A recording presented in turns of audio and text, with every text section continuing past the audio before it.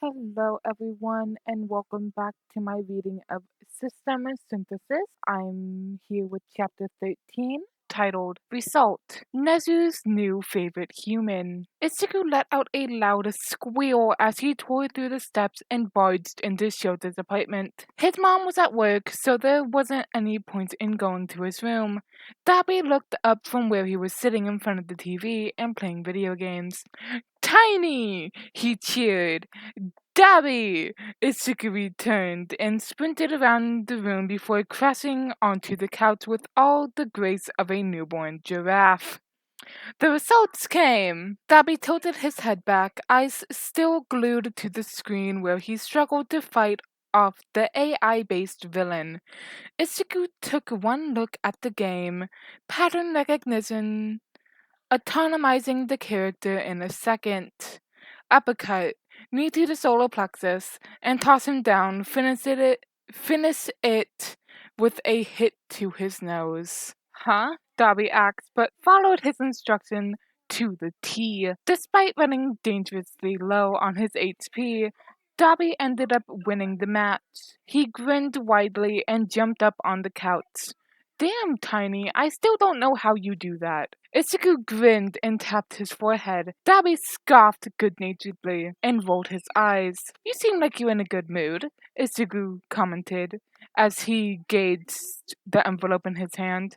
Is the case going well? Not really. Dabby shook his head. But I met my baby sister and brother, so yeah. Itsuku glanced up to see the rare, fond look on Dabby's face and smiled to himself. Which one? Natural. Dobby answered. The youngest is. He paused and sighed. I still haven't met him. Why not? Itsuku frowned. The envelope was heavier than it should be. It meant there was something apart from a simple letter. Given what he had seen during the entrance exam, he wouldn't be surprised. He's still too. He doesn't realize it, but he's still letting Endeavor control him. And for the case to succeed, we can't let Endeavor get even the slightest clue of my existence. It's a risk we can't afford, because the moment he does, the Commission will get involved and then we'll fail, Dobby explained bitterly. He smirked cruelly. It's taking time, sure, but we're getting enough evidence, and anything else is classified for you, Tiny. Ishiku hummed. Don't want to know either. Plausible deniability and stuff. Plus, I don't know if I'll be able to hold myself back if I ever found out the rest. Anyways, enough about my asshole dad. What's that? Dobby asked, tossing his controller aside. Itsuku grinned widely. It's the result from my entrance exam. Holy shit, really? It's only been a week. Dobby gasped. Well, what are you waiting for? Open up! Itsuku pressed the envelope close to himself. I'm scared. Dobby gave him an unimpressed look. Princess, you're worrying over nothing. Itsuku crinkled his nose. I still don't get why you call me that. Because that's what you are when you fall asleep. Dobby rolled his eyes. And I have to carry you back to your room, you know, like a princess. Itsuku blushed and ignored Dobby for the sake of studying the envelope. He took in a deep breath and decided to open it. He carefully tore it open, and a round disc fell out of it and onto the coffee table. As soon as it hit the table, a holographic screen hovered above it. All Might's face appeared on the screen right away. Itsuki bit back a smile after seeing his mentor's face. He could see the way All Might was barely holding back his own excitement. He didn't know what his result was, but All Might seemed excited for him, and Itsuki couldn't help but be excited as well. Oh, so cute! Dobby cooed dramatically, feigning a gasp and clutching his chest. Someone signaled All Might from behind the camera that it was recording. All Might's grin widened as he boyishly declared, I am here as a protection! Dobby snorted and muttered, he's such a dumbass. Itsuku stressed him, throwing a pillow at him for good measure. Midoriya Itsuku, You have scored a fantastic score of 97 on your written exam, but that's not what we're here for, All Might announced. Dobby booed from the other side and asked the hero to hurry up. On your practical exam, you earned an impressive score of 83 villain points, but he leaned forward towards the camera. There is more. A secret system that helps the judges evaluate their examinees because, after all, what is a hero if they do not protect people? Itsuku let his gaze shift towards the boys sitting on the couch for a moment. Dobby's expression once again had gone back to the stoic and reserved one. Shoulders tensed and hands curled into a tight fist. Itsuku bit his lip and looked back at the projection. You've been awarded 115 rescue points, All Might declared. That put your total at an unprecedented 198 points, putting you in first place. Dobby let out an impressed whistle. Damn, princess, you did destroy the competition. He leaned back into the back of the couch and gave a lazy, lopsided grin. I'm proud. Itsuku preened and continued watching the video. All Might's expression softened, and the smile changed to something more intimate. No longer the smile he carried on camera for his fans. Welcome to UA, my boy. Just as the holograph flickered, Itsuku thought the video came to an end. But to his surprise, the screen changed, and now instead of All Might, the camera showed a table and seemingly empty chair. Then suddenly something popped up from behind the table, and Itsuku immediately recognized him as the principal of UA. Hello, am I a mouse, a bear, or a dog? But most importantly, I'm Nezu, the principal of UA, he announced. Am I high or is that a talking rat? Dobby asked, blinking owlishly at the screen. Dobby! Itsuku chided. That's Mr. Principal, a pro hero. That's a rat. Itsuku looked at Dobby. He's the rat, with a capital R in everything. Dobby raised an eyebrow. Itsuku waved his hand dismissively and focused back on the playing video. Midoriya-kun, I must say I was very impressed by your performance in both the written and practical exam. Such a magnificent performance has never been seen before in UA's history. Nezu said with a smile, and Itsuku straightened up. Itsuku didn't know how to explain it, but the moment he saw the smile, his instincts immediately went on alert mode. It wasn't anything dangerous, but it felt like something important was heading his way. However, that is not what this message is for, the principal chirped. Midoriya-kun, I've seen your paper for the written exam, and I'd like to say I'm rather impressed by a few of your answers. His grin widened. And because of it, I would like to meet you personally. If you are okay with it, I'd like to meet you next week, Monday at 10 a.m. If you accept my invitation, let me know. He raised his hand and waved his paw. See you then, Midoriya-kun. The video ended. Did I hear wrong, or did the rat say see you then? Dobby asked, as if he knows you're going to say yes. I wouldn't be surprised, Itsuku replied, a little breathless, unsure how to feel. Honestly, he was terrified. His dad's vague description of the principal being responsible for it. But at the same time, he was excited. Nezu was one of the smartest beings in the world thanks to his intelligence quirk, high spec. And someone like him was asking to meet up with him. How could he say no? His phone rang and disrupted the silence in the room. Itsuku yelped in surprise and rushed to pick it up. Oi, nerd, how did you do? Katsuki's voice came. Itsuku beamed. You go first, Kachan. The fuck, nerd? You don't tell me what to do. Answer me! Itsuku snickered. I got 198 points. What about you, Kachan? Katsuki fell silent on the other side of the call. Itsuku frowned and checked his phone to make sure the call hadn't accidentally ended.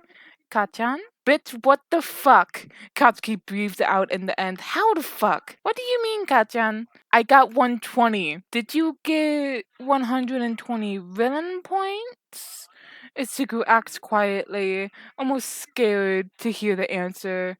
Honestly, he wouldn't be surprised if he did, because Katsuki was that good at fighting. Fighting came naturally to him. You could throw him at a trained fighter, and he'll still put up an amazing fight, if not defeat his opponent. Itsuku knew his friend was a prodigy when it came to fighting, but huh? As if. Katsuki scoffed. I got 90 villain points. Itsuku's face lit up as he smiled ear to ear. You got 30 rescue points, Kachan? Katsuki huffed on the other side and mumbled. Yeah? Kachan, that's amazing! Huh? The fuck, nerd? You looking down on me? No, of course not, Kachan. I'm just happy. Itsuki replied. He frowned at Dabi, who mimed gagging in front of him. He was honestly happy that Katsuki had gotten rescue points. It meant he had finally realized that heroics isn't just about beating the bad guy. Katsuki clicked his tongue irritatedly. Some fucking 2-bit extra ran out of energy for her quirk while fighting a 3-pointer. Itsuki could cry. Had it been a few years ago, he was sure Katsuki would have ignored the girl and gone about fighting the other robots. But he had changed a bit after the attack in the mall. He wasn't sure why, but Itsuki was glad nonetheless. Itsuki also knew that saving only one person wouldn't get Katsuki 30 rescue points. He had to have helped other examinees, whether directly or indirectly for that. Itsuki winced when he heard Auntie Mitsuki's loud voice in the background, demanding Katsuki to get into the living room. Fuck you, you fucking old hag. I'm not fucking deaf. Katsuki growled, and Itsuki froze in his seat.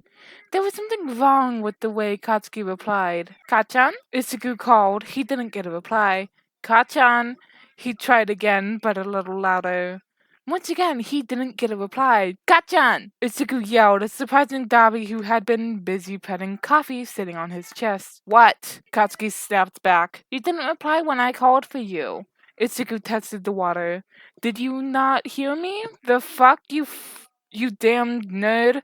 Of course I heard you. Katsuki snapped something at his mom before continuing. I'm ending the call. I'll deal with you in school, you damned nerd. Itsuki stood frozen with his phone in his hand. He couldn't help it. Couldn't help questioning his own ears. Because Bakugo Katsuki had stuttered. It was barely there, almost perfectly covered, but it was there. Bakugo Katsuki was one of the few people Itsuki couldn't fathom being anything but perfect. But the same Katsuki just sounded so defensive. It was so wrong. So wrong. It didn't suit him. Not Katsuki. Not him of all people. Being defensive didn't suit Katsuki at all, and it alarmed Itsuki to no extent. 198? His mother exclaimed once Itsuki broke the news to them. Itsuki nodded, staring at the different side dishes in front of him and wondering which one he should eat first. You can get that high? It's the first time in UA's history, Shota mumbled, protecting his fish from Dabi. The last record was by All Might, and it was 112. Huh? Kachan got 120, Itsuki mumbled, picking up a bit of the fish and mixing it with his rice before putting it in his mouth. His mother spluttered, while Shota stilled in his movement. Dabi used the chance to snatch the unboned fish from Shota's place. I'm going to need to ask Nezu for a raise, Shota mumbled. Oh yeah, about Mr. Principal. Itsuki looked up. He asked to meet me next week. Shota choked. What? Itsuki hummed. Said he was impressed by some of my answers in the written exam. I'm supposed to meet him next week at 10 a.m. Shota sighed and ducked his head, his expression conveying he was going through a midlife crisis. He sighed and dropped his head into the cup of his hands. Itsuki was almost too sure he heard something about the world burning from him. He went back to eating peacefully, while Shota silently and internally suffered from thinking how things would turn out when Nezu got his paws on Itsuki. Oh, and I went up a rank. Itsuku announced happily. Congrats, problem child. Shota mumbled. Congratulations, sweetie. His mother smiled. Itsuku grinned back, while rubbing the back of his head. Rank? Dabi asked. You know how there's ranks in games? It's like that, Itsuku replied. Dabi leaned forward, interested. How do you know the ranks? Itsuku grinned once again, but this time with mischief. It's my quirk. Dabi huffed and leaned back. Seriously, he paused and took a quick glance at Itsuku's mom before clearing his throat and continuing. Fudge, it's your quirk. Shota snorted and muttered, nice save. Dabi rolled his eyes and made a motion to snatch away Shota's fist, earning a scolding look from Suku's mom, before he asked, anyways, what rank are you at now? C, Itsuku replied proudly. Dabi grinned. Nice. He paused as if considering something and asked curiously, can you see other people's ranks? Yep, what's mine? Your... Itsuku took a quick glance to make sure he was right before replying, rank A. Oh? What about him? Dabi asked, pointing towards Shota. He's S-ranked, Itsuku replied. Dabi whistled. Impressive. What's the highest rank you've seen so far? SS. Let me guess. All Might? Duh. And what's the highest possible rank? Itsuku wondered if the ranking system for one's potential was the same as the titles as he separated the bones from his wrist. Mythical, I guess?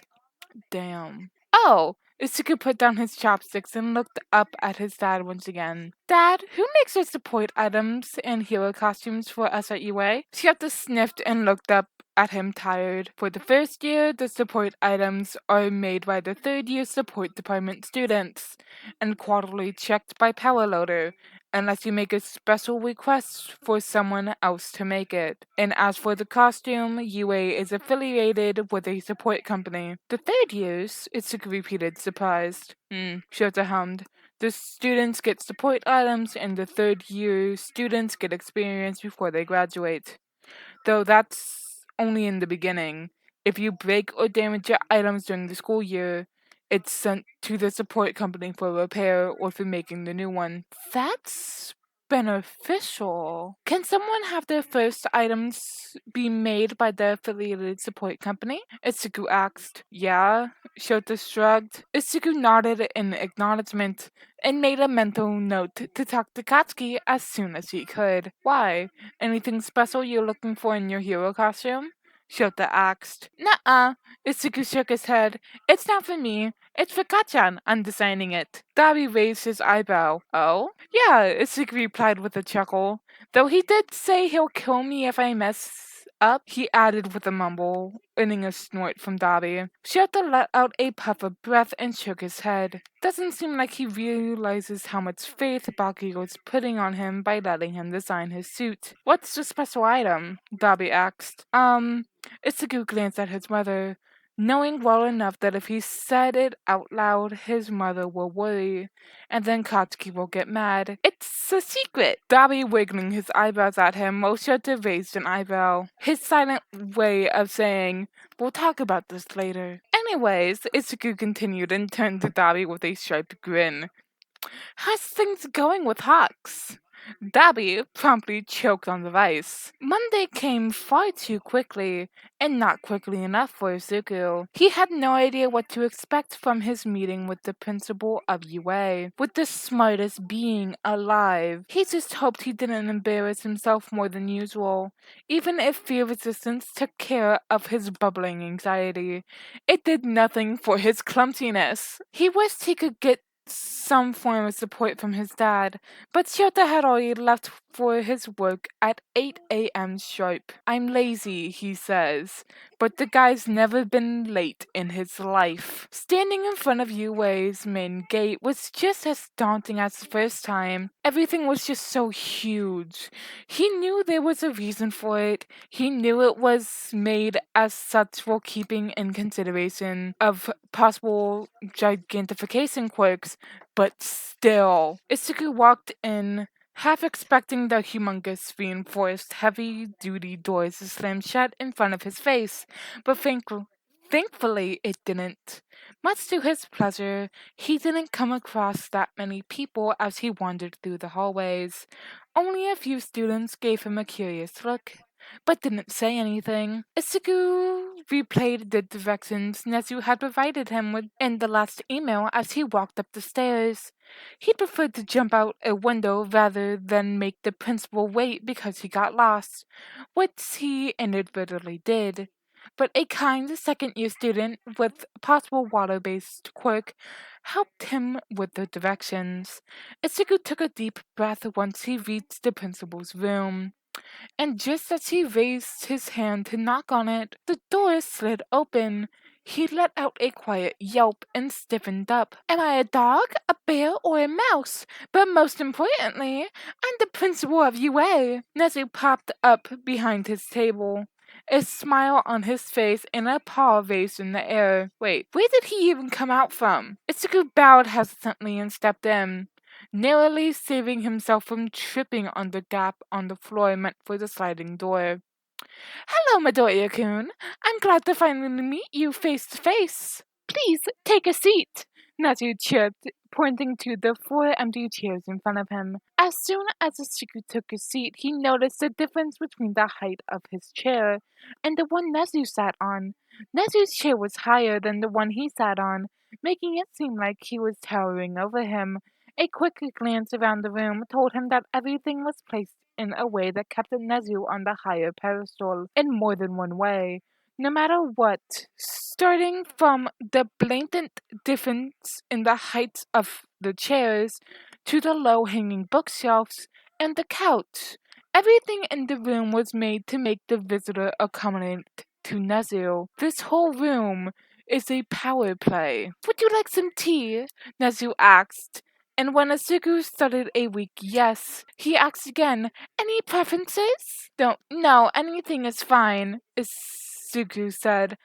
As long as it's not caffeinated, he added in as a good measure. Isugu watched with blunt anticipation as Nezu, oh my god, I still can't believe this, prepared the tea. Every simple action felt so nerve-wracking. Isugu went through the names of all heroes based in Mitsutafu to calm down. The tea inside a delicate, exquisite-looking china, this cup looks more expensive than my entire existence, was placed in front of him with a quiet clink. He mumbled a quiet thanks in response. So, Midoriya-kun, as I already mentioned in the video message, I found your answers for the written exam particularly interesting. Your answers for the extra question specifically, the one that asked what kind of hero you wanted to become, and while most examinees predictably wrote Limelight heroics, along with a few Underground and Twilight heroics, I must say it was a surprise to find a paper that included almost all hero licenses. Itsuku winced internally and chuckled nervously. Yeah, I guess that was a bit over ambiguous of me. Not at all, Nettie replied. I've seen the quality of your answers, and I believe it is the perfect amount of ambition, Midoriya-kun. Itsuku blinked at him, surprised. Really? Yes. Natsu nodded and took a sip from his tea, though I must admit I am curious about it. If you don't mind explaining your thoughts about your answer, I'd like to hear it. Asuku sat up a little straighter. It's just that whenever people think of heroics, they think about Limelight heroics. Which isn't right. There's more to heroics than there's underground than that. There are underground heroes, support heroes, and rescue heroes, and they are often overlooked. A lot of people don't even consider intelligence gathering and analytics as a part of heroics, which I don't think is right. Intelligence gathering is just as important as fighting villains. Without proper information, heading into a fight can be dangerous. Even a fight that may seem disadvantaged can be won with proper planning and analysis. He paused and nibbled on his lower lip. And I just want to help people in any way I can, be it fighting villains in daylight or dipping my hands into the darker part of heroism. As an underground hero, I want to gather information, analyze, rescue anything I can to help people. I want to do it. He finished speaking with a deep exhale before rushing to take a sip of his tea to calm his nerves. The sweet taste of the tea spread over his tongue. He paused and looked down at the light golden and purple tinged tea in his cup. It was white tea. That's his dad's favorite. He looked up to see the principal's beady black eyes shining at him, a polite but delightful smile on his face. Why does this feel like a silent message? That's wonderful thinking, Doria-kun. I don't see it often, especially not in humans your age. Isaku shuddered. The mini Shota in his mind softly muttered, "Oh no. Usually I'd ask you a few questions I'm curious about. But having you come over to a school despite it being a vacation, only to answer a few questions, doesn't feel right," Nezu said, hopping down from his chair to walk over to the drawers embedded in the walls. The closer he got, the more Izuku felt like he was stepping into a lion's den. "Say, Midoriya-kun, do you like to play chess?" And that's how the conversation proceeded. From that point onwards, every time Izuku lost one of his pieces, Nezu would ask him a question that he would answer, and every time Nezu lost a piece, it was Izuku's turn to ask a question. Izuku knew that the game was favored towards the principal, but honestly, he stopped caring after the first two moves.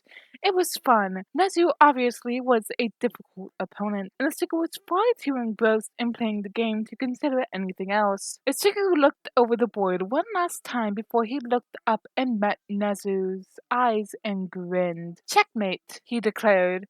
Nezu looked down at the board. A rook and two pawns on his side, and a knight and a rook on Izuku's were the only pieces left apart from the king's. Anna Chase's mate was the only other end left apart from stalemate. And Izuku honestly didn't want to let possibly the most intense chess game of his life end like that. Nezu grinned, all predatory and pleased.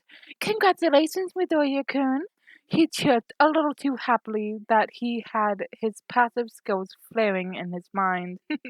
Izuku chuckled. He had to use pattern recognition more than once to understand Nezu's plays. But then again, Nezu was using his own skill all the time, so he guessed it was fair. It wasn't until Izuku had lost his third piece did he realize how distracting him with a game like chess was the perfect way for Nezu to get honest answers from him. 5 pieces later, Izuku stopped minding. It wasn't often he got put on the edge of his seat. His dad's logical ruses didn't count. "Midoriya-kun," Nezu started, taking another sip from his cup. "There was another thing I'm quite curious about. Seeing in question 12, which was meant to gauge the examinee's awareness of a quirk, you gave a rather detailed answer despite being provided with little information. Do you perhaps have a hobby of analysis?" Izuku earnestly nodded. "If I show my analysis to Nezu, what will he think? Sachi's agency has a lot of good analytics, and he says my analysis is quite good. So what about Nezu?" Yeah, he answered. "I really like analyzing quirks and heroes." "Oh?" Nezu's ear twitched as he sat up straighter. "Is it possible for you to show me one of your analyses at the moment?" he asked politely, though leaving very little room for saying no. "It's fine if you don't have one on hand. You can email it to me afterwards." I I do," Itsuku answered, and very carefully opened his bag full of goodies. Usually he carried multiple notebooks and stationery with him, but right now there were gifts taking up the place. However, he couldn't step out of his house without at least one notebook without making him feel empty. So thankfully, he had one notebook on hand. I only started this one recently," Itsuku said, placing the notebook with HAF number 14 written on it. "And I haven't coded this one yet." "Perfect!" Nezu chirped as he took the notebook. Itsuku waited with bated breath as Nezu flipped through the pages. He didn't know how long it was until Nezu reached the last page of his analysis. The Chimera, without a word, put the notebook down on the table and slid it to Izuku. Then he leaned back slightly and placed his paw over the other. Midoriya-kun! He started, a predatory smile stretching on his lips. UA strives to provide the best to each and every student, be it heroics, gen ed, or support. He paused and took a sip of his tea. Your analytic skill, in my opinion, is something I've never seen in humans your age. I'm honestly surprised. I hope you keep honing your analytic skills. It'd be such a waste to let go of something so beneficial, especially at your given skill level. His ears twitched once again as he looked at him. If it is alright with you, I'd like to discuss further about your analysis when the school year officially starts. As I said, UA strives to provide the best, and I plan to see it through. Itsuki felt his heart rate pick up. He had no idea what Nezu was suggesting, but Nezu thought his skills were good enough to be nurtured, and honestly, that had him over the moon. He had to pinch his thigh to keep himself from squealing out loud. A pinging sound of notification interrupted their session. Nezu checked his computer before turning back to him. My apologies, but unfortunately I will have to end our delightful session right here. No, it's fine, Itsuki replied, flailing his hands. It's not a problem. He picked up his bag carefully and stood up. Thank you for meeting me, Mr. Principal. Nezu smiled. The pleasure was mine, Midoriya-kun. Itsuki smiled back and walked to the door. We'll play another round of chess when we meet up again, Midoriya-kun. Nezu added just as the door closed behind him. Did he just say when we meet again? That was hands down one of the most intense meetings I've ever been in, Shigaraki muttered. And that's saying something. Interesting chess mats. And mumbled. I literally have no idea how that game works, Banjo muttered. Congratulations on winning, Nana smiled. Good game, Shimori mumbled. Thank you. Isuku wondered if Hisashi, Nomuri, and Shota would be free at the moment. He had seen the staff room on his way to Nezu's office. He had been planning to visit them once anyways. Even brought them their favorite snacks. The whole reason he had been carrying his bag so carefully on his way to UA, as if he was carrying a child. Little green listener, Uncle Sashi, can I ask for something? Laying it thick from the start. Wow, look at this little shit, Shigaraki snickered, well aware of what Asuka was doing. Hisashi hardly ever said no to Asuka, and the chances of him saying no dropped by a lot whenever Asuka would call him Uncle Sashi. Just making sure there's no room left for saying no, Asuka mumbled. Uncle Cockatoo. Keyboard smash. Uncle Cockatoo. Of course, little listener, you can ask me for anything. Smiley faces. Itsuka grinned as he typed his reply. Little green listener, I'm at UA now. Is it okay if I come meet you in the staff room? Uncle Cockatoo. Of course! Little green listener. Is Aunt Nemi going to be there? Uncle Cockatoo. I'll make sure she is. Smiley face. Little green listener. I'll be there in two. Smiley face. Uncle Cockatoo. Can't wait for you, little listener. Isuka pocketed his phone as he skipped his way down to the staff room. He knocked on the door before sliding it open slightly and peeking in his head slightly. Immediately, everyone turned their head in his direction. Isuku panicked slightly when he saw, holy shit, 13 is here as well. Oh my god, is that Vlad King? All the other teachers present in the staff room. Oh my god, did I walk in during their break time? Before Isuku could panic any further, he heard two loud voices shriek in joy, and immediately the entire door was being pushed open, and he was being pulled into someone's chest.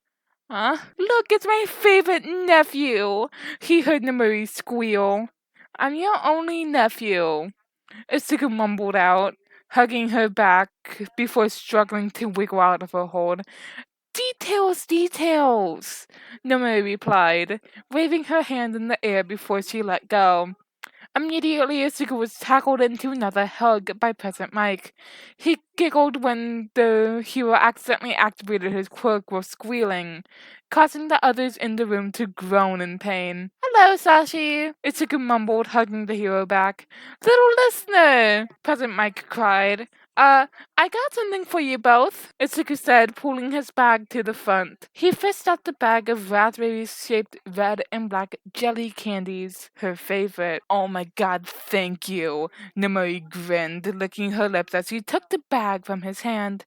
And this one is for you, Sashi, Itsuki mumbled, making the hero claps his hands with a shocked gasp and green eyes glimmering with joy. Itsuku carefully removed the box of lemon-curd Swiss cake from his backpack and checked the contents once to make sure it wasn't deshapen. Sighing in relief at the sight of the near-perfect condition of the cake, he gave it to Sashi with a soft smile. "Oh, thank you! Oh my god, it's my favorite." He clutched it closer to himself and pointed finger guns at Itsuku before whispering, "I love you." Itsuku giggled, "Love you too." He looked around the room, pointedly ignoring the inquisitive looks directed their way from the other teachers. If he acknowledged them, he would literally melt on the spot from the nervousness and embarrassment. And he asked, where's he? He knew well enough his dad expelled his entire class this year. Hisashi hummed, licking a bit of the cream he had scooped on his finger. "Oh, he's teaching the third-year students." "Oh." Isuku nodded and glanced around the room until his eyes landed on the most mundane-looking desk inside the room. "Is that his?" Hisashi looked at where he was pointing and grinned. "Yep, sure is." "Can I?" "Of course." "Who's the youngin'?" he heard someone ask as he walked into the staff room. "Oh my snipe. It's my nephew," Namori replied. "Isn't he adorable? So cute. Makes me want to gobble him right up." Itsuku shuddered slightly as he looked around the desk for his familiar-looking sleeping bag. Surprised when he did actually find the hideous-looking thing on the couch. It was a gag gift from Hisashi and his mom. Hisashi planned it and his mom sewed it. Shota never stopped using it. I thought he took it everywhere with him. This is like the millionth time I'm seeing that thing. It's still just as horrendous as the first time, Shigaraki muttered, standing behind the couch and peering down at the sleeping bag with pure judgment on his face. "Is it just me, or does this thing look worse each time I see it?" Banjo asked, crouching in front of it and poking it with his finger. Ichigo rolled his eyes at them before he unzipped the sleeping bag. Carefully, he placed a thermos of hot coffee inside of it, along with some strawberry and watermelon-flavored jelly pouches. Technically, Shota didn't need them. "Write a note," Hisashi suggested, looking over his shoulder. His grin widened. "Make it look cute." Ichigo grinned back. "Do you have some glitter pens?" "Of course!" Hisashi chirped as he walked over to his desk. Yellow mug, a cockatoo figure, several Present Mike figurines, some pictures of him with Shota and Namori, and Tensei decorated his table. He came back holding a bunch of glitter pens and colorful sticky notes in his hands. "There you go, buddy." "Thank you." Itsuku smiled and picked a bright yellow sticky note that was the exact same shade as the sleeping bag, before scribbling, "Love you, Dad," and doodled coffee beside it. Behind him, he heard Hisashi coo in delight as Itsuku stuck the note to the thermos before sipping up the sleeping bag. 40 minutes later, Shota walked into the staff room, grumbling about not having her sleeping bag with him while dealing with the disastrous third years. He stopped when he noticed everyone staring at him weirdly. Vlad King looked constipated. Shota didn't care too much about that.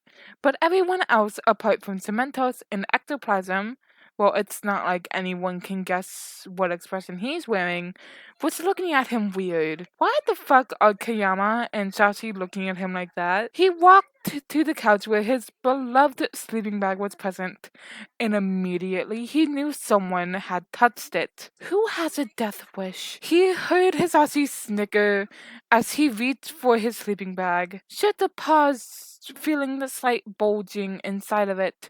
He looked over his shoulder and glared at Kayama, just as an extra measure before unzipping the sleeping bag and checking what was inside. And Sherpa carefully removed the post-it and pocketed it before slipping into the bag while sipping on his favorite strawberry-flavored jelly pouch. Completely ignoring Hisashi taking pictures of him, all content and hiding a smile behind the straw. Alright, guys, that is the end of this chapter. I will see you next time. Sorry for any stuttering or mispronunciations. Bye bye!